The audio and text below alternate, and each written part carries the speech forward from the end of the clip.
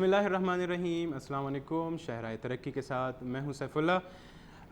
ناظرین، اگر ہم دیکھیں جہاں جہاں پہ ترقی ہوتی ہے وہاں وہاں پہ اس کے ساتھ کچھ مسائل بھی جڑ جاتے ہیں.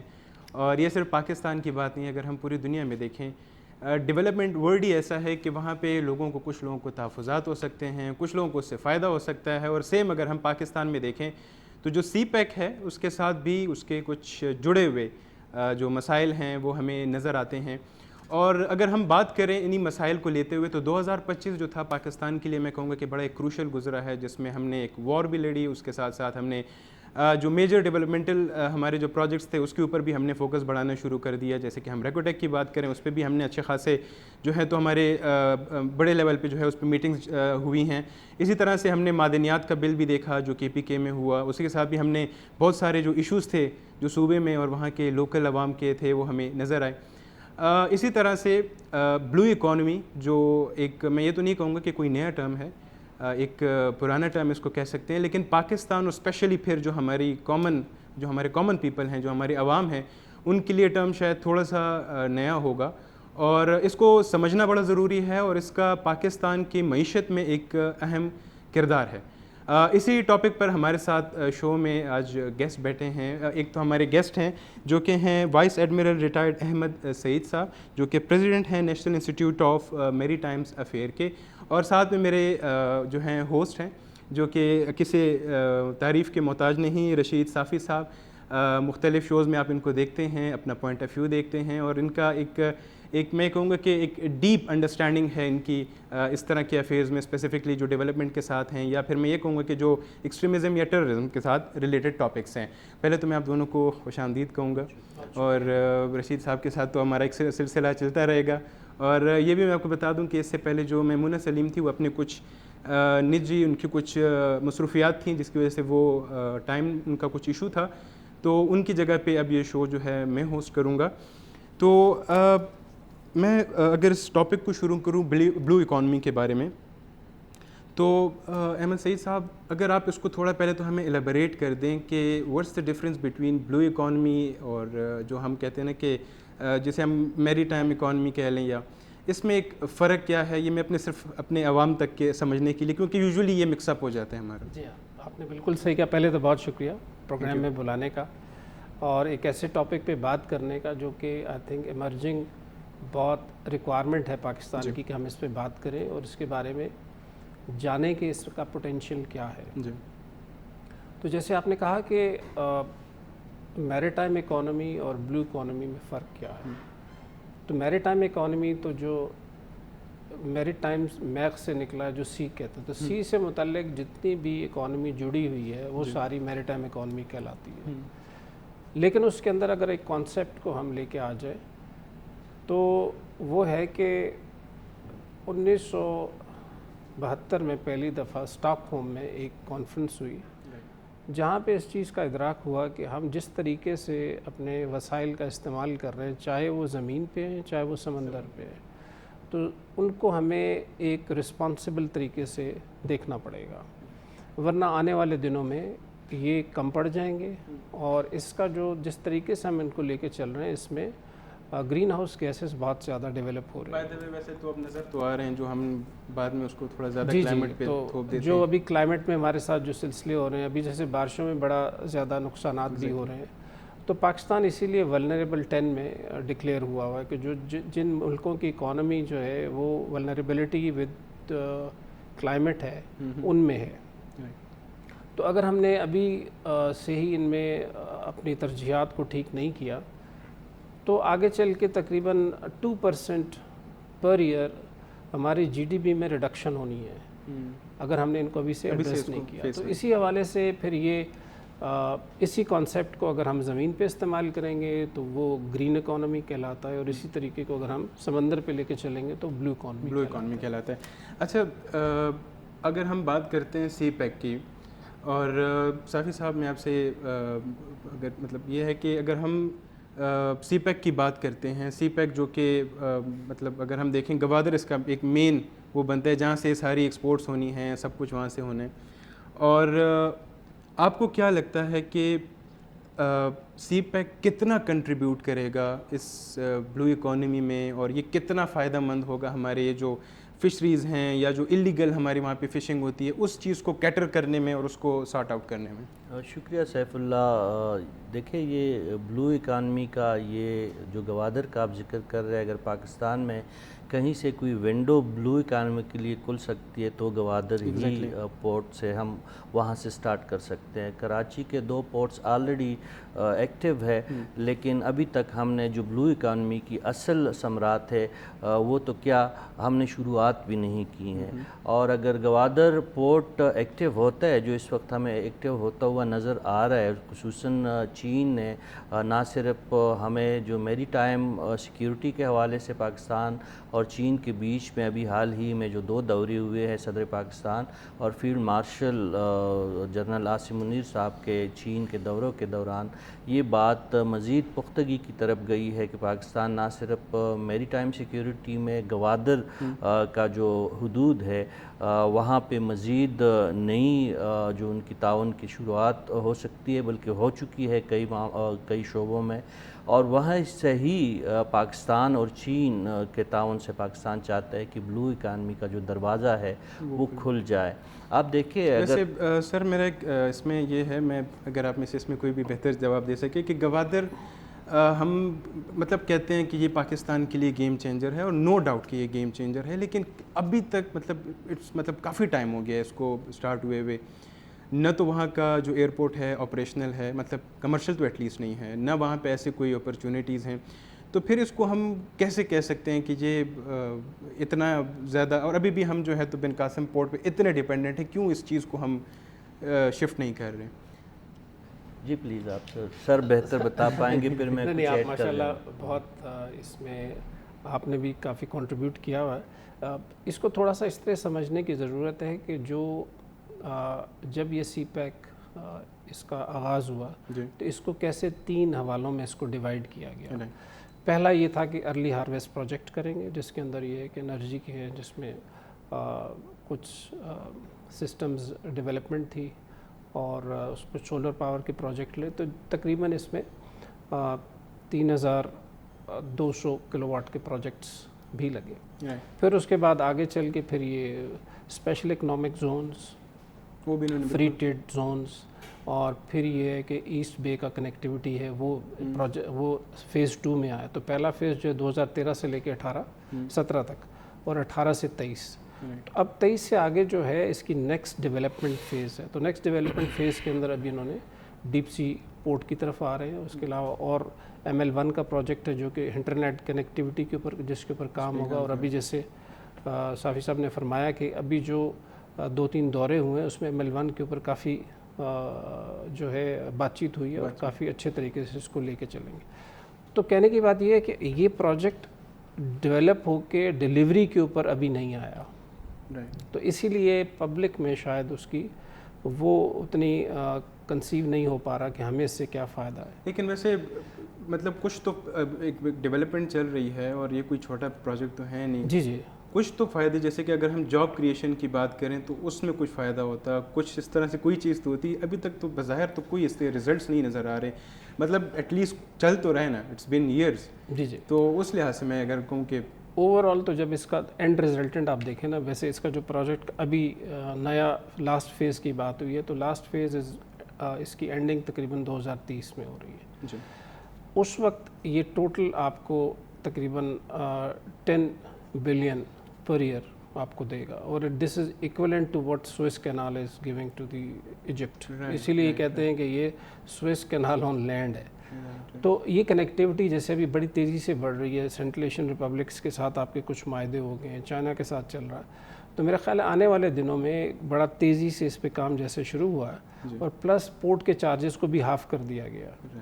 تو یہ وہ انسینٹیوز ہیں جو کہ شپنگ کو بھی آپ انسینٹیوائز کر رہے ہیں کہ وہ وہاں پہ آئیں تاکہ آپ کی اکنامک ایکٹیویٹی چلے. صافی صاحب اگر یہ مطلب بات تو ٹھیک ہے کہ اگر 2023 تک اگر یہ کمپلیٹ ہوتا ہے تو 10 billion which is very huge, لیکن بات یہی ہے کہ وہاں کے لوگ, اور پھر وہاں پہ جو اس کے ساتھ ایک وہاں پہ ایک انریسٹ ہے اس گوادر کو لے کے, اس کے اوپر نہ تو اویئرنیس کے لحاظ سے، میں یہ نہیں کہہ رہا کہ اسلام آباد، پنڈی یا لاہور میں آپ نے کتنے کانفرنس ہم لوگ کر رہے ہیں، میں یہ کہہ رہا ہوں کہ وہاں کے جو باسی ہیں، جو وہاں رہتے ہیں، جو اس کے آس پاس کے گاؤں ہیں، ان لوگوں کے لیے کوئی اویئرنیس پہ، یا ان لوگوں کو ابھی تک کیوں ایک کانفیڈنس میں نہیں لیا گیا اس سارے پروجیکٹ کے ریلیٹڈ، کہ ان کو بھی پتہ ہو کہ اچھا یہ بنے گا تو ہمیں یہ فائدے ہوں گے، ہمارے بزنسز ہوں گے، اور اس کی وجہ سے ہم پرابلمز دیکھتے ہیں، کبھی اس کے اوپر اٹیکس ہو رہے ہیں، کبھی اس کے اوپر کیا ہو رہے ہیں. اس کے بارے میں آپ کیا کہتے ہیں؟ دیکھیے ریزسٹنس تو ہر ترقیاتی عمل کے خلاف ہوتا ہے، اور اس میں نہ صرف اندرونی عوامل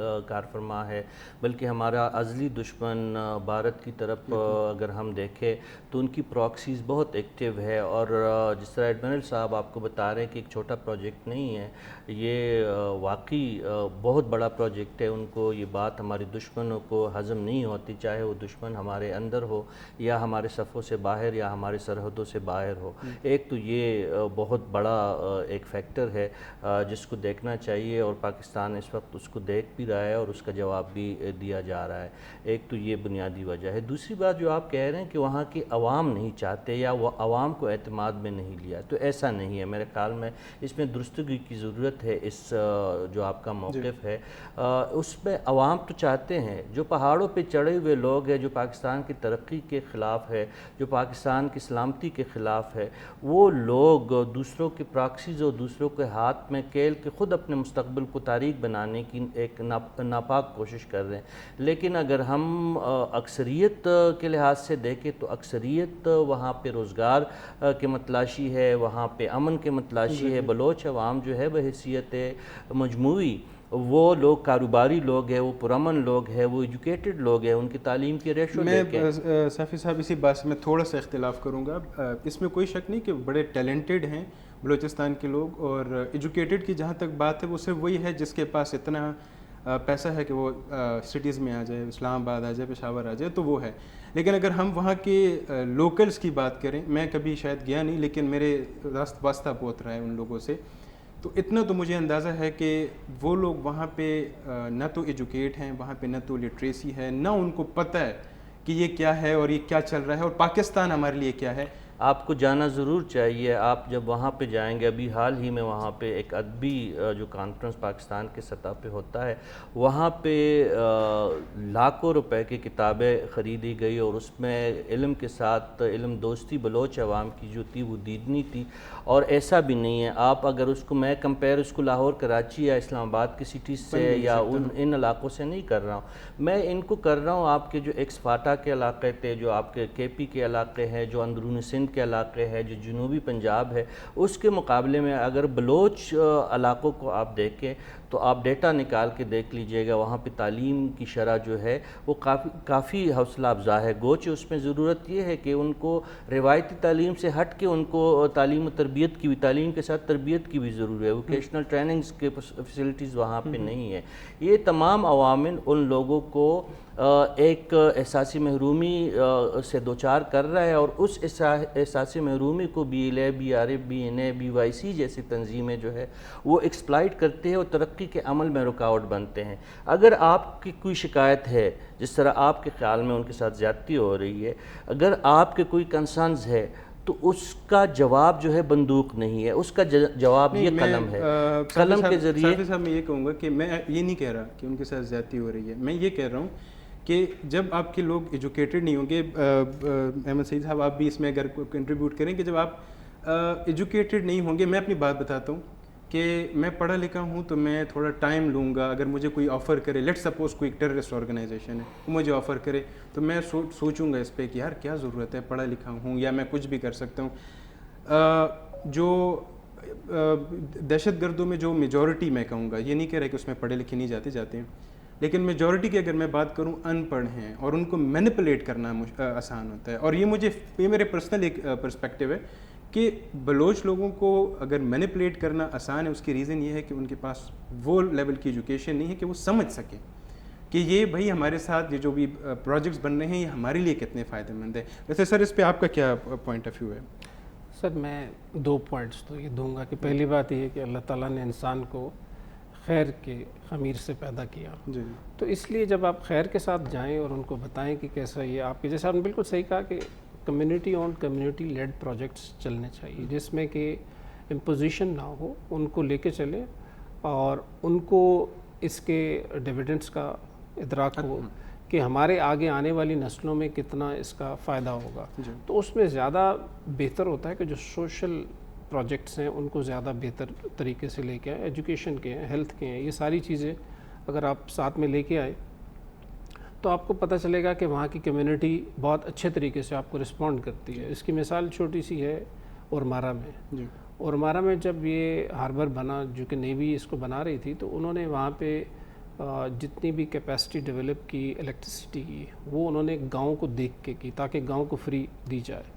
ساتھ میں انہوں نے اور بہت ساری سروسز, وہاں پہ کالج بنا, وہاں پہ بھی کیڈٹ کالج بن گیا, وہاں پہ اسی طریقے سے وہاں پہ ابھی یونیورسٹی کی طرف جا رہے. پھر ایک وہاں پہ درمانجہ بہت بڑا ہاسپٹل ہے جہاں پہ ان کے لیے ہر فیسلٹی فری کی گئی ہے. تو اب اس کا فائدہ یہ ہے کہ اس ایریا میں آپ کو کوئی ایسا نظر نہیں آتا, بلکہ اگر کوئی آتا ہے تو خود ہی بتاتے ہیں کہ جی یہ کوئی فورن ایلیمنٹ ہے, آپ اس کو چیک کریں. تو this is now the community strength, وہ آٹومیٹکلی بیکاز دے تھنک کہ یہ اب ہمارا کام ہے. تو یہ ایک بہت بڑا, اور اب اس سے جو کیڈٹس ہیں وہ نیوی میں آ رہے ہیں, آفسرز بھی بن رہے ہیں, بلکہ لاسٹ ایئر ایک کیڈٹ جو ہے بلوچ, اس نے سورڈ آف آنر بھی لیا.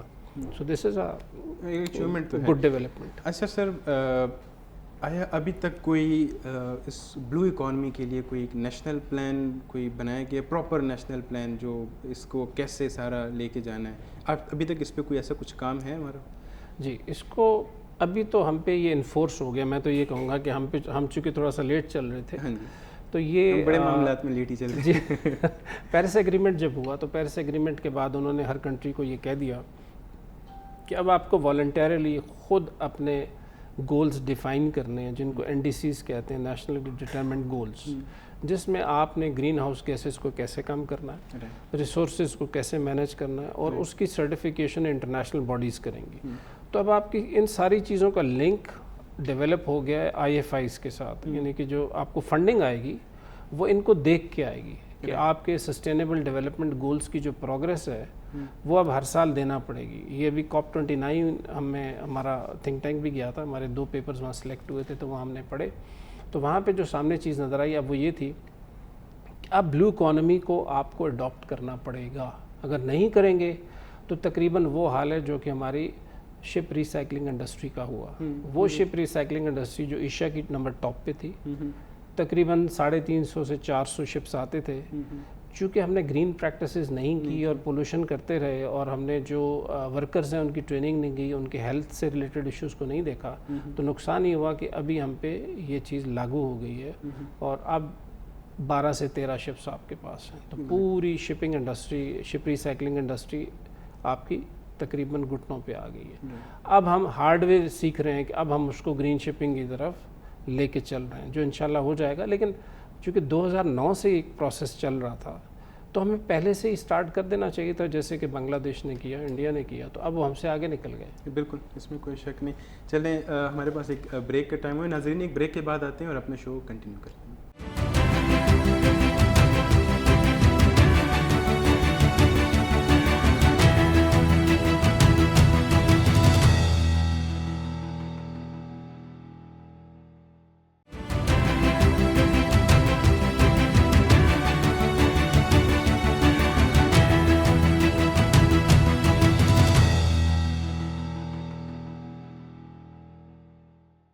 جی, ویلکم بیک. ہم بات کر رہے تھے سی پیک اور گوادر کے ریلیٹڈ. اچھا صافی صاحب, اگر ہم بات کریں, مطلب ٹھیک ہے کہا جاتا ہے کہ گوادر سے بڑے فائدے ہیں, لیکن ایک سوال جو کہ میرا نہیں, میں کہتا ہوں موسٹلی جو میں اکثر ایسے سوال پسند کرتا ہوں جو کہ سوشل میڈیا پہ نظر آتے ہیں یا ہمارے عام لوگوں کے مائنڈ میں ہوتے ہیں, کہ وہاں سے لوکل لوگ جو ہیں ان کو کیا بینیفٹ ہے. فار انسٹنس کہا یہ جاتا ہے کہ گوادر میں وہاں کے لوکل گوادر یا جو پسنی کے جو لوگ ہیں ان کو روزگار نہیں ملتا, مزدوری جو ہم کہتے ہیں وہ نہیں ملتا. تو آیا یہ آپ کو کیا لگتا ہے کہ یہ تو کائنڈ آف ان کے ساتھ تھوڑا سا ظلم ورڈ نہیں یوز کروں گا, لیکن نہیں دیکھیں, آپ گوادر پورٹ یا گوادر بلوچستان سے کے منصوبوں کو آپ صرف وہاں تک محدود نہ دیکھ کے. گوادر پورٹ حصہ ہے سی پیک کا, سی پیک حصہ ہے BRI کا. یہ ایک بہت بڑا چین ہے. 10 سال آپ اس میں یہ دیکھیں کہ یہ جو پہلا فیز تھا اس میں ہمارے ملک میں کیا ہوا. پہلے تو دہشت گردی کی ایک لہر چڑھی, پھر ایک جو پولیٹیکل ول تھا سی پیک کے حوالے سے ان کا ٹلٹ کہیں اور تھا, اور ہم نے اس کو دیکھا کہ کافی حد تک اس کی وجہ سے بھی ہمارا بہت ٹائم ضائع ہوا. لیکن ایسا بھی نہیں, چینی قیادت سے یا چینی تھنک ٹینک سے, چینی دانشوروں سے جب ہماری بات ہوتی ہے تو وہ اس بات پہ گوچے ان تمام صورتحال سے زیادہ خوش نہیں تھے پچھلے 10 سال جو فیز 1 کا جو ہمارا پروگرس تھا رہا ہے. لیکن پھر بھی آپ دیکھیں 75,000 ڈائریکٹ جاب کریٹ ہوئی ہیں جس میں بہت بڑا حصہ بلوچستان کو گیا ہے. اب اگر گوادر پورٹ ایکٹیو ہوتا ہے, آپ نے ایئرپورٹ کی بات کی, ایئرپورٹ ایکٹیو ہو چکا ہے لیکن اس میں بہت کمرشل, تو آپ دیکھیں کمرشل ایکٹیویٹی تو ایک دن میں تو شروع نہیں ہو سکتی. جب آپ کے ہاں لوگ پہاڑوں پہ راکٹ لانچر لیے بیٹھے ہوں تو کس طرح آپ وہاں پہ جا سکتے ہیں. اب دیکھیں وہاں پہ جو پولیٹیکل گورنمنٹ ہے اور جو ہمارے عسکری قیادت ہے, ان چیزوں کو بھی دیکھ کے وہ آگے بڑھ رہے ہیں کہ آیا وہاں پہ فل فلیج آپریشن کیا جائے. ایڈمنسٹریٹر صاحب بہتر جانتے ہیں, آپ کو بھی پتہ ہے کہ بلوچستان کا بہت بڑا علاقہ ہے جو پاکستان کے باقی پاکستان کے ساتھ اگر ہم کمپیئر کریں تو بلوچستان کا رقبہ اس سے کئی گنا زیادہ ہے. اس تمام ایریا کو کلیئر کرنا, وہاں پہ آپ کے میں نے آپ کو نام پہلے بھی گنوا دیے کہ BLA, BRA, BNA, BYC جیسے لوگ, اور اس کے ساتھ TTP, داعش, ISKP کے لوگ, ان تمام ایلیمنٹس کو اگر آپ ایلیمنیٹ کریں گے تو اس کے لیے کافی ٹائم لگتا ہے. ساتھ ساتھ آپ نے ترقی کے پہیے کو بھی نہیں روکنا ہے. اگر آپ آپریشن کریں گے, آپ کا امن و امان کا سلسلہ نہیں ٹھیک ہوگا, آپ کچھ بھی کر لے, آپ بلو اکانومی کے لیے تمام انفراسٹرکچر بنا دے, آپ بلو اکانومی کے تمام ایونیوز آئیڈینٹیفائی کر لے, آپ سب چیزیں کر لو, لیکن اگر آپ کے پاس امن و امان کی صورتحال بہتر نہیں ہوگی, آپ کو کوئی بینیفٹ نہیں ملنے والا. اس لیے بلوچستان میں جو پہلی شرط ہے, بلکہ پورے پاکستان میں جہاں جہاں سے سی پیک, آپ کاشغر سے لے کر یہ گوادر پورٹ تک, آپ ان روٹس کو دیکھیں جہاں جہاں پہ اکنامک زون بننے ہیں, جہاں جہاں سے سی پیک اور BRI کے پروجیکٹ گزرنے ہیں, جہاں جہاں سے ML1 جا رہا ہے, ہر جگہ پہ پراکسیز بیٹھی ہوئی ہے. نہ صرف ہماری اندرونی پراکسیز بلکہ بیرونی پراکسیز وہاں پہ گلگت بلتستان میں دیکھے, خیبر پختونخوا میں دیکھے, جنوبی پنجاب میں دیکھے, سندھ میں دیکھے, آپ بلوچستان کی تو آپ کو بات میں نے بتا دی. تو امن و امان جو ہے وہ پہلی سیڑھی ہے. اگر امن و امان کو ہم برقرار رکھیں گے, وہ اس کے بعد پھر ہم بلو اکانومی کی بات کر سکتے ہیں, میری ٹائم اکانومی کی بات کر سکتے ہیں, کنونشنل اکانومی کی بات کر سکتے ہیں. اس کے لیے آپ کی بات جو آپ انسسٹ جس پہ کر رہے ہیں, اور ہم سب اس بات پہ انسسٹ کرتے ہیں کہ لوکل کمیونٹی کو آپ اکاموڈیٹ کریں, لوکل کمیونٹی کو سٹیک ہولڈر ہونے کا احساس دلائیں. اس میں اگر ہم یہ کریں کہ مطلب وہی بات ہے, اپنے ہی ایک ہم جو ہمارے ذہن میں ہے کہ جیسے جہاں جہاں سے یہ گزر رہا ہے اور وہاں کے لوگ اسی پٹی میں جو ہے ان کو انوالو کر دیا جائے. اب بلوچستان میں پیورلی بلوچ لوگوں کو انوالو کر دیا جائے کہ وہ اپنا بلوچستان میں دیکھیں, یا KPK میں ہیں تو KPK کے لوگ دیکھیں. تو میرے خیال میں یہ جو ایک اختلاف ہے اس کو کسی حد تک تو شاید کم کر سکتے ہیں. سی پیک کا جو فلسفہ ہے جو چینی صدر شی جی پنگ کا ہے, وہ تو یہی شیئرڈ فیوچر کا ہے. وہ تو مساوی تقسیم انہوں نے تو جو آپ کو پیپر پہ لکھ کے دیا ہے, جو آپ نے ایگریمنٹ سائن کیا, ویسے دلچسپ بات یہ ہے کہ سی پیک کا ایگریمنٹ شاید ہی کچھ لوگوں نے دیکھا ہو, ہمیں تو نہیں پتا. شاید میرے صاحب اس پہ پھر روشنی ڈالیں گے کہ اس ایگریمنٹ میں پاکستان نے کیا شرائط اپنایا ہے اور چین نے کیا شرائط اڈاپٹ کیے ہیں. لیکن اوورآل اگر ہم چینی قیادت کی ویژن کی بات کریں, ہماری قیادت تو کانسٹنٹ, سیاسی قیادت کانسٹنٹ نہیں رہتے. عمران خان صاحب سی پیک کی ایک طرح سے تشریح کرتے رہے, اب شہباز شریف صاحب جو ہے وہ دوسری طرح سے ان کی تشریح کر رہے ہیں, زرداری صاحب کی سی پیک کے بارے میں اپنا ایک ویژن ہے. لیکن چینی قیادت کا ویژن اس حوالے سے بالکل کلیئر ہے. وہ یہی چاہتے ہیں جو آپ کا سوال ہے کہ سی پیک BRI کے پروجیکٹ جہاں جہاں سے گزرے, وہاں کی مقامی حکومتیں, وہاں کی مقامی آبادی, وہاں کے مقامی قبائل, وہاں کے پسماندہ لوگ اس سے مستفید ہو. اگر وہ لوگ اس ترقی کے عمل میں شامل نہیں ہوں گے تو یہ ترقی کا عمل آگے بڑھ ہی نہیں سکتا. اور اس وقت سب سے بڑا کنسرن چین کو یہ ہے, چین کو یہی ہے کہ آپ امن و امان قائم کریں, ہم آپ کو سی پیک اور BRI سے ریلیٹڈ ML1 کے پروجیکٹ سمیت تمام چیزیں کر کے دینے کے لیے تیار ہیں. ویسے ایڈمرل صاحب اگر یہ آپ اس بات پہ روشنی ڈالیں. اور یہ بات مجھے بھی لگتا ہے کہ ہم کتابیں کم پڑھتے ہیں, یا جو کہتے ہیں نا مینولز آتے ہیں, ایک گاڑی آپ نہیں لے تو ساتھ مینول آتے ہیں, آج تک کسی نے نہیں پڑھا. تو جو سی پیک کا مینول ہے, یہ آپ کو کیا لگتا ہے کہ یہ اس کی جو انٹرپریٹیشن ہے, جیسے صافی صاحب نے بھی کہا, ہر ایک اپنی اپنی کر رہا ہے, اور آپ نے اس کو کیسے دیکھا ہے, اور آپ کی نظر میں یہ مینول کیا ہے, کیا کہتا ہے؟ اور میرے حساب سے تو بڑا مینول بہت سیدھا ہے, جس میں جب ون ون سچویشن کی بات کر دی گئی تو اس کا مطلب ہے کہ جس طرح 3 انیشیٹوز انہوں نے ڈیفائن کیے کہ گلوبل ڈیفنس انیشیٹو ہے, global security, global development initiative ہے, گلوبل سیکورٹی انیشیٹو ہے, اور گلوبل سویلائزیشن انیشیٹو ہے.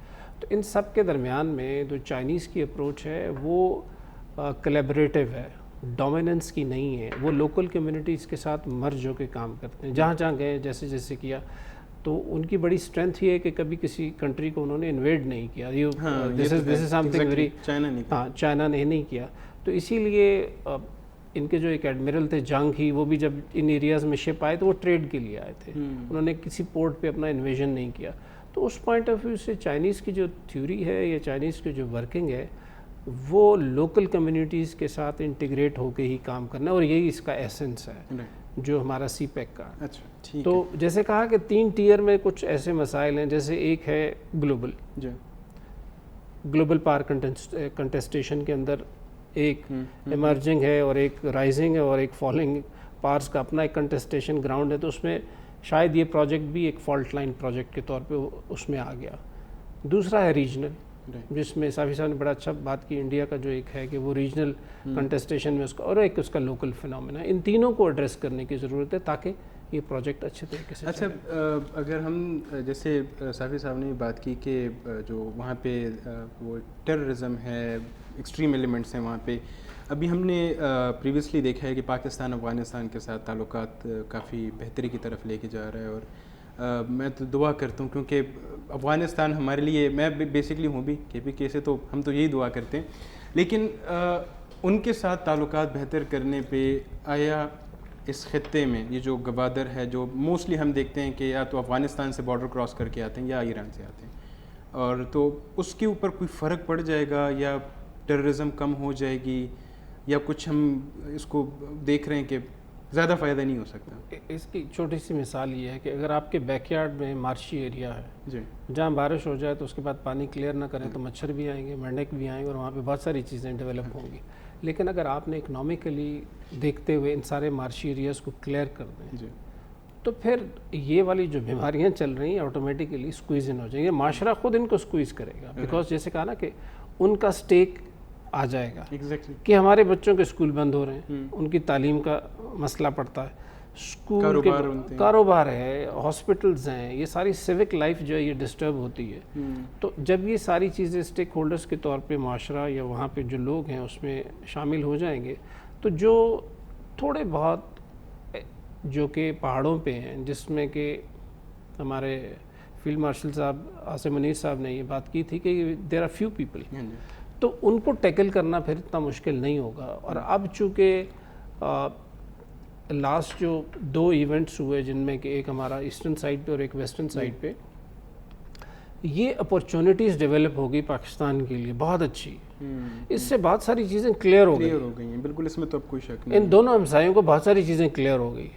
آئی تھنک دس از, اور یہیں سے پاکستان کا بڑا اچھا رائز اسٹارٹ ہو گیا. تو آئی ایم پریٹی ہوپ فل انشاءاللہ یہ چیزیں ساری اپنے. ویسے تھوڑا سا ایک آف دا وہ بات کروں گا کہ چونکہ کلچر پڑھتا ہوں, اس کا طالب علم رہ چکا ہوں, تو جب 2 نیشنز ملتی ہیں تو ان کے کلچر جو ہیں وہ بھی ساتھ میں اسیمولیٹ ہونا شروع ہو جاتے ہیں. اور یہ آپ لوگوں نے بھی دیکھا ہوگا اسلام آباد میں کوئی 600 من تھا یا کلو, آئی ڈونٹ نو, من تھا آئی گیس, گوشت برآمد ہوا ہے. تو یہ بھی میرے خیال میں اس کو بھی ایک, کیونکہ کلچر جب ایکسچینج ہوتے ہیں تو اس میں بہت ساری چیزیں ہماری مکس اپ ہو جاتی ہیں. جی جی بالکل. تو یہ مطلب میرے اپنے اس میں تو یہ ہے کہ شاید یہ بھی ہمارے لیے ایک بعد میں ایک ایشو ہی بن جائے کہ ہم جب ان لوگوں کو ڈیل کریں, میں اس پہ مطلب لوکل لوگوں کی بات کر رہا ہوں, اس میں ہمارے لیے ایک ایشو بن سکتا ہے. کلچرل انڈرسٹینڈنگ, اسی جب آپ زیادہ ملیں گے ایک دوسرے کے ساتھ تو پھر آپ کے پاس دونوں سائڈ کی سینسٹیوٹیز, چاہے وہ ریلیجس ہے, چاہے وہ لوکل ہیں, چاہے وہ ہماری اس ایریا سے تعلق رکھتے ہوئے کچھ اور اسپیسیفک ہیں, تو وہ آٹومیٹیکلی پھر ایک دوسرے کو اکوموڈیشن ہو جاتی ہے. تو جتنا ہم ملیں گے, جتنا ہم کلچرل, مطلب میرے لیے بڑی حیرت کی بات تھی کہ جب میں 2006-07 میں گیا ایک اسٹڈی کے لیے چائنا میں, تو وہاں پہ ایک اسٹوڈنٹ سے میری ملاقات ہوئی جو میں چائے سرو کر رہی تھی. تو میں نے اس سے پوچھا کہ تم پاکستان کے بارے میں کیا جانتی ہو. She was a university student. تو اس کا جو پہلا رپلائی تھا وہ یہ تھا, ٹیررزم چائنا میں. دوسری بات میں نے کی کہ آپ پاکستان کے بارے میں کیا چیز آپ کے ذہن میں ہے. تو کہتے میرے ایک انکل تھے, وہ مجھے کہتے تھے کہ جیوے جیوے پاکستان ایک ترانہ. تو اب یہ دیکھیں جو بھٹو صاحب کے دور میں ہماری کلچرل انٹیگریشن ہوئی تھی وہ ان کی اس لیئر کے اندر ابھی بھی ہے. تو ہماری جب کلچرل مکسنگ نہیں ہوگی تو دوسرے ایک دوسرے کو انڈرسٹینڈ کرنے میں کافی ایشوز آتے ہیں. ایشوز ہیں. تو وہ جو فورن میڈیا ان کو جو دکھا رہا ہے وہ پھر اس طرح کے ان کے ذہن بننا شروع ہو جاتا ہے. تو بڑا ضروری ہے کہ ہمارے آپس ویسے آپ کی بات سے مجھے ایک میرے خیال بنے صافی صاحب کہ پاکستان کی امیج کی بات کریں, اگر گوادر میں بھی انویسٹمنٹ آئے گی, اگر ہم کہیں کوئی انڈسٹریز یا کمپنیز آتی ہیں بیرونی ملک کی آتی ہیں, تو اس کے لیے ان کا کانفیڈنس کا آنا بہت ضروری ہے. تو امیج بلڈنگ میں آپ کیا سمجھتے ہیں کہ ایک تو پاکستان کا اوور آل امیج, جیسے انہوں نے کہا کہ ایک بچی نے کہا کہ ایز اے ٹیررسٹ یا ٹیررزم جو ہے ان کے ذہن میں آتا ہے, جو کہ غلط ہے. پھر گوادر کا ایک امیج کریٹ کرنا, جو کہ آپ کے ساتھ ڈسکشن میں یہ ہوا کہ وہاں پہ جو ایکسٹریمزم ہے یا ٹیررزم ہے اس کے بھی چیلنجز ہیں. اس کو سارٹ آؤٹ کرنے کے لیے کیا ہم سٹیپس لے سکتے ہیں امیج کو بلڈ کرنے کے لیے؟ دیکھیں, مکالمہ اور بات چیت یہ سب سے بڑی کنجی ہے. اس کے بغیر جو ہے اگر آپ صرف بندوق کا استعمال کریں گے, طاقت کا استعمال کریں گے تو حالات مزید بگڑیں گے. ابھی ایڈمنسٹر صاحب نے اپنے ماضی کی بات کی, 2005-06 کی بات کی. ابھی مجھے حال ہی میں چائنا دوبارہ جانے کے کئی دفعہ جانے کا موقع ملا, لیکن کل رات ہی میں واپس پہنچا ہوں. تو میں تو یہ کہوں گا کہ انڈیا کا تو مشکور ہم نہیں ہو سکتے, لیکن ان سے جو بیوقوفی سرزد ہوئی ہے اس کی وجہ سے پاکستان کا امیج دنیا بھر اور خصوصاً چین میں بہت زیادہ تبدیل ہو چکا ہے. اسٹریٹ میں آپ جائے, لوگ بڑے فخر سے, مئی کے بعد کا چین جو ہے, پہلے اسٹیٹ ٹو اسٹیٹ تو ایڈمنسٹر صاحب نے اشارہ کر دیا کہ بھٹو کے زمانے سے لے کر اور نئے چین کے قیام کے پہلے روز سے لے کر تاحال پاکستان کے اسٹیٹ ٹو اسٹیٹ ریلیشن چین کے ساتھ مثالی رہے, لیکن پیپل ٹو پیپل کانٹیکسٹ میں بہت زیادہ کمی آتی. یہ مئی کے واقعے نے چین اور پاکستان کے عوام کو اتنا جوڑ دیا ہے کہ رستوں میں لوگ, آپ یقین جانیں سیف اللہ, کہ لوگوں نے رکوا کہ میں چین تقریباً 2-3-4 مہینوں میں مجھے جانے کا موقع ملتا ہے, باقاعدہ پاکستانی کے طور پر ہمارے ساتھ سیلفیاں بنائی. پاکستانی ہونے پہ ہمیں فخر محسوس ہوا چین میں پہلی دفعہ. کئی دفعہ اس سے پہلے, مئی سے پہلے بھی میں گیا ہوں. کانسیپٹ ہی ٹوٹل چینج ہوا ہے. اب اس مومنٹم کو کس طرح برقرار رکھنا ہے, وہ پیپل ٹو پیپل کانٹیکٹ کے ذریعے ایک دوسرے کے کلچر کو سمجھنے کے لیے ہمیں ضروری ہے کہ ہم ریاستی سطح پر ہماری جو ہے تبادلہ ہو, ہمارے عوامی سطح پہ تبادلہ ہو, ہمارے اسٹوڈنٹس کے بیچ میں ایکسچینج پروگرامز ہو, اور ہے بھی. چین نے بہت زیادہ جو ہے اس وقت اسکالرشپ بڑھا دی ہے, لیکن پہلی دفعہ سبز پاسپورٹ پہ چینی امیگریشن سے لے کر واپسی تک جو سفر تھا, ہمیں اپنے پاکستانی ہونے پہ فخر محسوس ہوا. بلکہ لوگ چونکہ زبان کی ایک بہت بڑی وہاں پہ ایک رکاوٹ ہے, انگلش بہت کم لوگ جانتے ہیں, ظاہر اردو تو کوئی نہیں جانتا وہاں پہ, لیکن اشاروں کناؤں سے وہ ہمارے افواج کی بہادری کا اور پاکستانی قوم کا استقامت کا برملا اظہار کر رہے تھے. تو یہ چیزیں تبھی ممکن ہوئی ہے کہ ٹیکنالوجی کا ایج ہے, اس سے یہ چیزیں ایکسچینج خود بخود ہو رہی ہے, لیکن اس سے بڑھ کے لوگوں کے درمیان روابط کی ضرورت ہے. جو آپ گدھوں کی گوشت وغیرہ کی بات کر رہے ہیں, یہ مسائل خود بخود حل ہو جائیں گے. اس کے لیے ضروری ہے کہ ہم ایک دوسرے کے ساتھ روابط کو مزید مستحکم کریں اور مزید دوام اس کو بخشیں. الارمنگ تو نہیں ہے, الارمنگ تو ہمارے, میں تو یہ کہوں گا جو ہوٹل والے ہیں ان کے لیے چاہیے کہ وہ نہ لیں ان چیزوں کو. لیکن ایک ہمارا ایک مطلب لوگوں کا ایک آئی ڈونٹ نو کہ یہ رومرز ہیں یا ریئل ہے کہ وہاں پہ جانا بڑا مشکل ہے چائنا میں, وہاں پہ ویزا لگنا بڑا مشکل ہے, اور کہتے ہیں اگر آپ اپلائی کریں تو اتنا ایزیلی آپ کو وہاں پہ ویزا نہیں لگتا. تو میرے خیال میں یہ بھی ایک ایشو ہوگا. یہ افغانستان اور پاکستان کے بھی تو یہی چل رہا تھا کہ پہلے تو ہمارے ویزے کا کوئی کانسیپٹ نہیں تھا, اور جب مطلب جو تھا بھی، لیکن ہمارے جو پشتون ہیں ہم تو ویسے ہی اس ٹائم بارڈر کراس کر لیتے تھے. لیکن ابھی جب بنا بھی ہے تو تھوڑی ریزرویشن یا ریسٹرکشن زیادہ ہیں. وہ جو ہم کہتے ہیں نا کلچر ایکسچینج جو ہے وہ اس طرح سے پراپرلی ہمارا نہیں ہو رہا. اچھا کلائمیٹ کی بات کریں، پاکستان سب سے زیادہ افیکٹڈ ہے. ہم دیکھتے ہیں جو بھی یہ سیلاب آئے ہیں کافی لوگ اس میں جو ہے شہید ہوئے ہیں. پہلے تو میں اپنا ہمارے نیٹ ورک کی ایک اینکر پرسن ہے سپنا، تو وہ جو ہیں تو مسنگ ہیں بابو سر سے، ان کا کوئی والیٹ بھی ملا ہے. تو پہلے تو ہم ان کے لیے دعا گو ہیں، اللہ کرے کہ وہ خیر و عافیت سے ہوں. ان کے بچے بھی ان کے ساتھ ہیں، ان کے ہسبینڈ ہیں. تو ایک تو وہ مسنگ ہے. تو بات میری یہ ہے کہ جو کلائمیٹ کا ہے پاکستان میں، کلائمیٹ کو لے کے مطلب یہ کوئی پہلی بار تو ہوا نہیں ہے سیلاب، اس سے پہلے بھی آتے رہے ہیں. اور ہر بار ہم یہ کہتے رہے ہیں کہ اس کے لیے ہم یہ کریں گے، یہ سٹیپس اٹھائیں گے، وہ سٹیپس اٹھائیں گے. ایک تو سٹیپس نہیں اٹھائے جاتے، پلس گوادر، اور پھر گوادر میں پھر جو ہم وہاں پہ اتنی ٹھیک ہے تو اس میں جو پھر ہمارے گوادر اور اس کے وہاں پہ جو ہمارے وہاں پہ جو سمندری اسپیشیز ہیں وہ جو افیکٹ ہو رہے ہیں، ان ساروں کو آپ کیسے دیکھتے ہیں؟ ویسے اس پہ ہم بریک کے بعد آ کے بات کریں گے. ناظرین بریک کے بعد آتے ہیں اور اپنا شو جاری رکھتے ہیں.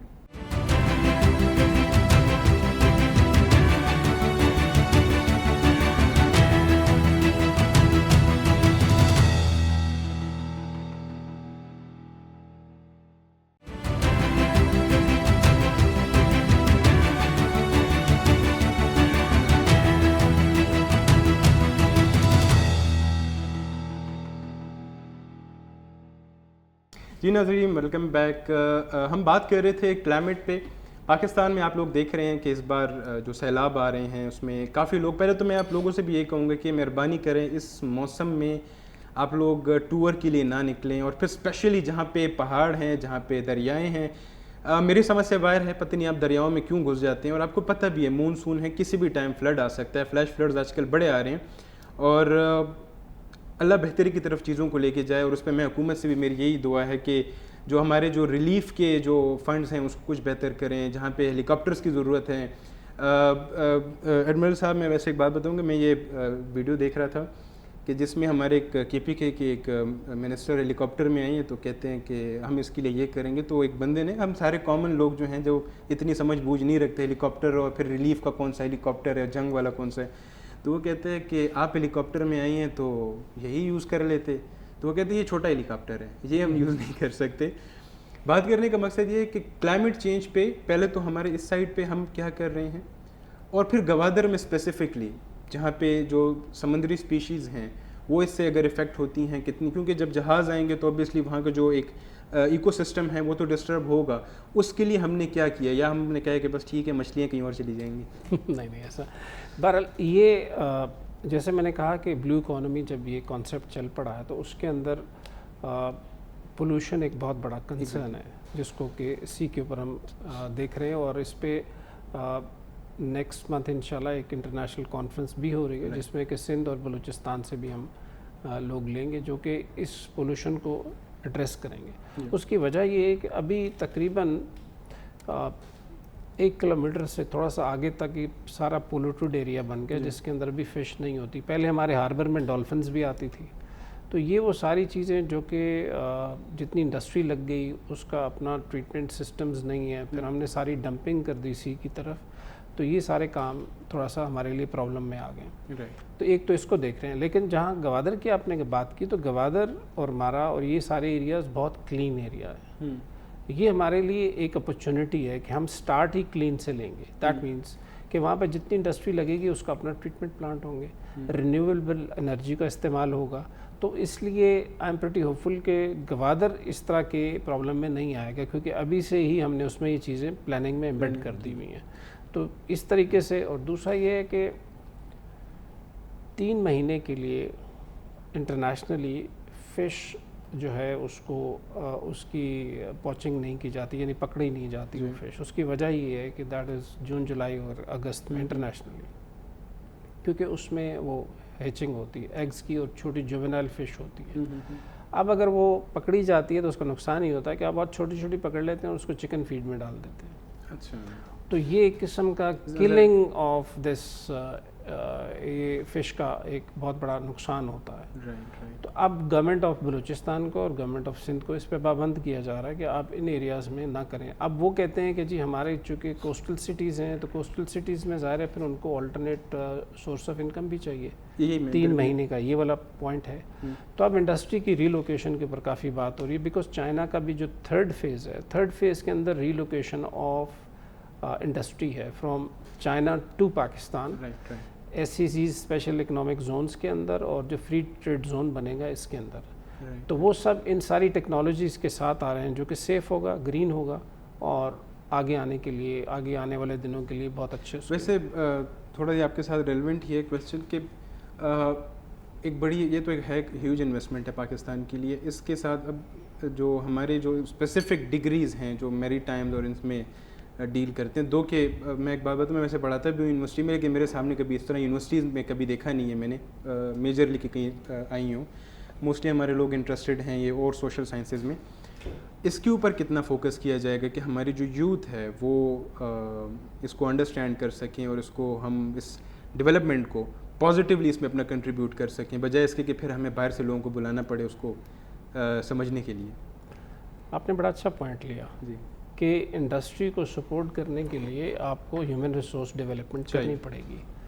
انفارچونیٹلی ہم ایک نعرہ تو بہت لگا رہے ہیں کہ جی ہماری یوتھ بلج ہے اور 65% آف آر ٹوٹل جو پاپولیشن ہے انڈر 30 ہے, لیکن اس کو جب آپ اسیسمنٹ میں جاتے ہیں کہ ہیومن ڈیولپمنٹ انڈیکس کے اندر, تو ہماری ہیومن ڈیولپمنٹ انڈیکس میں ہم 165 آؤٹ 168 ہے میرے خیال میں, آؤٹ آف 192 ہے. تو we are far far behind. Exactly. تو یہ انسٹیٹیوشنز جو ہیں یہ میری ٹائم سے ریلیٹڈ بھی اس کو پروپیل کرنے کے لیے بے شک ہم ٹارگٹ دے دیں اڑان پاکستان میں کہ اگلے 2030 تک 6 بلین ایڈ ہوگا, لیکن جب تک انسٹیٹیوشنز نہیں بنیں گے, جب تک ان کے لیے ڈیولپمنٹ کا کام نہیں ہوگا تو یہ نہیں ہو پائے گا. تو اس پہ دو چیزیں, ایک تو بیریئر یونیورسٹی کا آپ چونکہ وہاں سے تعلق بھی رکھتے ہیں, تو جو کراچی کا ایک اسپیشل میری ٹائم اپلائڈ سائنسز کا وہاں پہ سیگمنٹ ہے جو ان کو اسپیسیفک ڈگریز کرواتے ہیں. دوسرا منسٹری آف میری ٹائم افیئرز نے اس دفعہ جو جنید صاحب ہیں فیڈرل منسٹر ہے, وہ بہت زور لگا رہے ہیں کہ ہماری جو میری ٹائم اکیڈمی ہے اس کو یونیورسٹی کا درجہ دلایا جائے. تو وہ ایک بہت بڑا سٹیپ ہے, اس سے انٹرنیشنل انٹیگریشن بھی ہوگی اور وہاں سے ہیومن ریسورس ڈیولپمنٹ بہت اچھی ہوگی. رائٹ. اچھا, ہم اگر دیکھیں جو مطلب ٹھیک ہے یہ ایک یونیورسٹیز کا, اور اس سے جو ہے ہمارے اس میں اللہ کرے کہ اس طرح سے کچھ پازیٹیولی ہمارے اس میں آئے. آیا اس گوادر اس میں ہمارے پاس کوئی شپ ریپیئرنگ کے اس طرح کی کوئی انڈسٹریز کا کوئی ان کا پلان ہے یا وہ نہیں ہے ان کے پلان میں؟ بالکل ہے. اس میں جیسے شپ یارڈ ہمارے پاس ابھی ایک ہے جی, آئیڈیلی ہمارے پاس اس وقت کم از کم 5-6 شپ یارڈز ہونے چاہیے تھے. اس کا نقصان یہ ہے کہ ہمارے پاس جو شپس ہیں وہ تقریباً 12 کے قریب ہیں. اب بنگلہ دیش ہم سے علیحدہ ہو گیا لیکن اس کے بھی 100+ شپس ہیں. سوئٹزرلینڈ جو کہ لینڈ لاک کنٹری ہے وہ 900 سے زیادہ کنٹینر شپ ہیں اس کے پاس. ایتھوپیا جو کہ لینڈ لاک ہے اس کے بھی ہم سے زیادہ شپس ہیں. تو ہمیں شپنگ کے اندر بہت ضروری ہے کہ شپ یارڈز بنانے کی, تاکہ اس میں جتنی شپنگ ادھر سے تقریباً 60% شپنگ ادھر سے گزر رہی ہے, تو ان کو بھی ریپیئر مینٹیننس کی ضرورت ہے. نئے شپس بھی بن رہے ہیں, تو ان سب کے لیے ہمیں جتنے زیادہ یارڈز بنائیں گے اتنی زیادہ ہماری انکم میں وہ ایڈ ہوگا. اور یہ ساری چیزوں کو جب ملا کے ہم دیکھتے ہیں تو ہمارا جو میری ٹائم سیکٹر ہے اس کا فل پوٹینشیل جو چارٹڈ ہے وہ 100 بلین کا ہے. اچھا, جیسے 10 بلین کی ہم نے بات کی گوادر کی, باقی آپ پورٹس کو بھی اگر ماڈرنائز کر لیں اور اس کو آپ اس لیول پہ لے آئیں کہ جہاں پہ یہ کمپیٹ کریں, تو ان پورٹس میں بھی یہی چیز ہو جائے گی. پھر آپ کی فشری ڈپارٹمنٹ ہے, پھر آپ کے ایکوا کلچر ہے, اس کے علاوہ آپ کی شپنگ ہے, شپ ریسائکلنگ ہے, تو ٹریڈ ہے, یہ بہت ساری چیزیں ہیں. تو یہ ایکیومولیٹیو آپ کو ایفیکٹ جو ہے نا تقریباً 100 بلین کا دے سکتی ہے. رائٹ. اچھا صافی صاحب, آپ سے میرا یہ ہے کہ سلوگن تو لگتا ہے کہ یہ ایک گیم چینجر ہے, سن رہے ہیں, آپ کو کیا لگتا ہے, مطلب یہ آپ کے ایک اوپینین میں جاننا چاہتا ہوں کہ مطلب بکس کے علاوہ, تھیوری کے علاوہ واقعی میں ہمارے لیے گیم چینجر ہے؟ واقعی میں ہے. دیکھیں آپ اس کی اہمیت کا اندازہ اس سے لگائے کہ سی پیک تو ایک چھوٹا سا فلیگ شپ سے بھی ابھی انہوں نے اس کا درجہ چینج کر دیا ہے اور ایک دوسری طرف سے چینی قیادت اس کو دیکھ رہی ہے. اگر پاکستان سی پیک کے کسی مرحلے سے پیچھے ہٹتا ہے یا اس کو ڈیلے کرتا ہے تو بی آر آئی نے تو نہیں رکنا. انہوں نے تو لاطن امریکہ تک وہ پہنچ چکا ہے, افریقہ تک ان کی رسائی حاصل ہو چکی ہے, دنیا کے تمام بڑے بندرگاہوں پہ چینی موجود ہے. جہاں جہاں پہ ان کو مسئلہ ہے, بھارت جو ہے بیک فٹ پہ ہے, بنگلہ دیش میں جو قیادت چینج ہوئی ہے وہاں پہ چین کی بالادستی کو مزید دوام وہاں پہ حاصل ہوا ہے. تو چین کے لیے تو یہ ایک بہت بڑی اپرچونٹی. چین تو آپ کے سی پیک کے ساتھ اگر آپ کوئی سیاسی یا آپ کے کوئی سماجی مسائل ہے اس کی وجہ سے وہ تو پیچھے نہیں ہٹیں گے. سی پیک کا جو اوور آل کنسیپٹ ہے وہ واقعی گیم چینجر ہے. لیکن اگر ہم سی پیک کے فلسفے کو نہیں سمجھ پائے ہیں یا اگر ہمارے اپنی صفوں میں کوئی ایسی نااتفاقی موجود ہے جس کے نتیجے میں ابھی تک سی پیک سے وہ فوائد نہیں حاصل کر سکے جو سی پیک سے حاصل ہونے چاہیے تھے, تو اس میں سی پیک پروجیکٹ کا کوئی قصور نہیں ہے. سی پیک کے اندر تمام شعبہ جات کو بلو اکانومی سے لے کر آپ کی کنونشنل اکانومی سے لے کر آپ کے ویکیشنل ٹریننگ سے لے کر آپ کے اکنامک ایسیز سے لے کر ہر شعبے کو مد نظر رکھا گیا ہے اور یہ ایک پیکج ہے, ایک کمپلیٹ پیکج ہے. لیکن اگر ہم کچھ نہیں کر پا رہے یا کچھ حاصل نہیں کر پا رہے تو یہ پروجیکٹ کا قصور نہیں ہے. گوچہ بہت ساری چیزیں عوام تک ابھی تک نہیں پہنچی. جس طرح میں نے کہا کہ سی پیک کا معاہدہ جو ہے منظر عام پہ نہیں ہے, وہ معاہدہ جو ہے وہ بہت کم لوگ اس کے بارے میں جانتے ہیں. لیکن یہ ریاستوں کے بیچ میں ایک ایسا معاہدہ ہے جس کو ابھی خفیہ رکھا گیا ہے, کانفیڈینشیل بنایا گیا ہے. گوچہ اس کو اوپن ہونا چاہیے تھا لیکن کچھ چیزیں اسٹریٹجک نوعیت کی ہوتی ہے, شاید اس بنیاد پہ اس چیزوں کو ابھی اشکار نہیں کیا جا رہا ہے. لیکن جو اس کے فوائد سامنے آئیں گے خود بخود یہ چیزیں سامنے آئیں گی. یہ جو آپ نے اس سے پہلے ماحولیات کی تباہی کا ذکر کیا جو پاکستان بہت غیر سنجیدگی سے سماجی سطح پہ لے رہے, پچھلے 2-3 کوپ میں پاکستان نے جو عالمی سطح پہ اقوام متحدہ کی چھتری کے نیچے جو ماحولیاتی تبدیلی کے حوالے سے جو چیلنجز ہے اس کے لیے جو کانفرنسز ہو رہی ہے, پاکستان نے انتہائی مؤثر انداز میں پہلی دفعہ اس چیز کو اس کا احساس کیا کہ یہ ایک بہت بڑا خطرہ ہے, نہ صرف معاشرتی سطح پہ ہمارے لیے بلکہ ہماری معیشت کے لیے.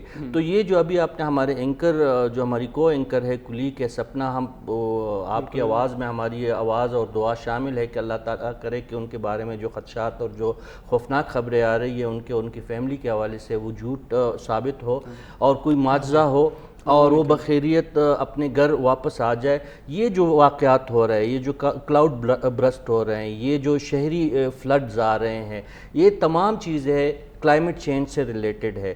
ہم نے اب بھی اگر ہوش کا دامن نہیں سنبھالا اور اسی طرح اپنے ماحولیات کو تباہ کرتے رہیں تو یہ قدرت کا بھی ایک نظام ہوتا ہے. جب آپ قدرت کے نظام کے ساتھ چھیڑ چھاڑ کرتے ہیں تو ہم نے دیکھا سیلاب کی شکل میں, زلزلوں کی شکل میں, پانی کی سطح نیچے جانے کی شکل میں, اور پاکستان ان 10 ممالک میں شامل ہے جو ماحولیاتی خطرات سے شدید خطرات سے دوچار ملک ہے. گوچہ پاکستان کے کاربن ایمیشن میں اور ماحولیات کو خراب کرنے میں کردار جو ہے وہ 0.1 سے بھی بہت کم ہے, لیکن اس کے باوجود پاکستان کو ہر سال بلینز آف ڈالر جو ہے وہ نقصان اٹھانا پڑ رہا ہے. اور آخری جملہ اس میں یہ ایڈ کروں گا, آپ چاہے سی پیک بنائے, چاہے بی آر آئی بنائے, چاہے ML1 پروجیکٹ کو کمپلیٹ کرے, اگر ماحولیاتی خطرات کو آپ نہیں دیکھیں گے اور اس کو مکمل تدارک تو کلائمیٹی کی نہیں ہو سکتی, لیکن اس کے لیے اگر آپ تیار نہیں ہوں گے تو خدا نخواستہ یہ تمام پروجیکٹ جو ہے آپ کے کسی کام کے نہیں رہیں گے. آپ سے ایک آخری ہم اپنا کمنٹ لیتے رہیں گے. جیسے کہ ماحولیاتی تبدیلی کی بات کی گئی ہے, وہی بات ہے, دعوے بہت ہوتے ہیں, ہر سال ہوتے ہیں, ہر سال سیلاب آتا ہے اور بس کبھی نوعیت زیادہ کبھی کم زیادہ ہوتی ہے, لیکن ہم اس طرح سے کچھ دیکھ نہیں پاتے. جیسے انہوں نے اس کا طرف اشارہ کیا کہ یہ بہت بڑا الارمنگ ہے ہمارے لیے, اور اگر اس پہ ہم نے کنٹرول نہ کیا تو کوئی بھی پروجیکٹ. اس پہ آپ کیا کہتے ہیں کہ یہ ہماری حکومت اس کے اوپر سنجیدگی تو وہ بتا رہے ہیں, لیکن پریکٹیکلی کتنی سنجیدہ ہے اس کے اوپر؟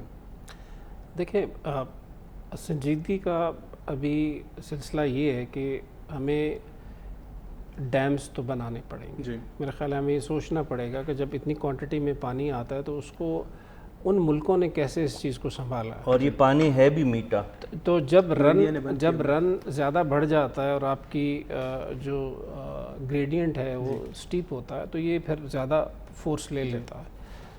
تو میرا کوریا میں جانا ہوا. کوریا میں انہوں نے کیا چھوٹے چھوٹے ڈیم بنا دیے تاکہ اس کو پانی کو انیشیلی روکتے جائیں وہ آپ. تو اس سے یہ ہے کہ اس کی جو تیزی ہے وہ کم ہو جاتی ہے اس طریقے کا.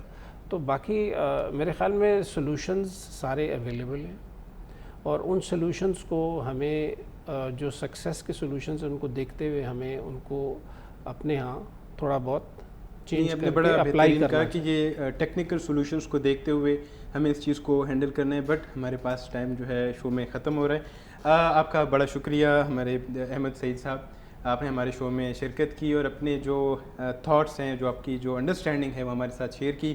ساتھ ہی ساتھ رشید صافی صاحب آپ کا بھی بہت شکریہ, آپ کے ساتھ تو ہمارا چلتا رہے گا. تو ناظرین بات وہی ہے کہ اگر ہم دیکھیں سی پیک پاکستان کے لیے گیم چینجر ہے, اس میں کوئی شک نہیں ہے. یہ جب فعال ہوگا تو پاکستان میں روزگار بھی ہوگا, یہاں پہ انڈسٹریز بھی ہوں گی, یہاں پہ بزنسز بھی ہوں گے. اور جو ایک خواب تھا جو میں کہوں گا کہ پاکستان کے لیے علامہ اقبال نے دیکھا, تو ایک خواب جو ہمارے ابھی کی قیادت نے دیکھا وہ ضرور جو ہے تو فعال ہوگا اور پاکستان میں خوشحالی اور ترقی آئے گی.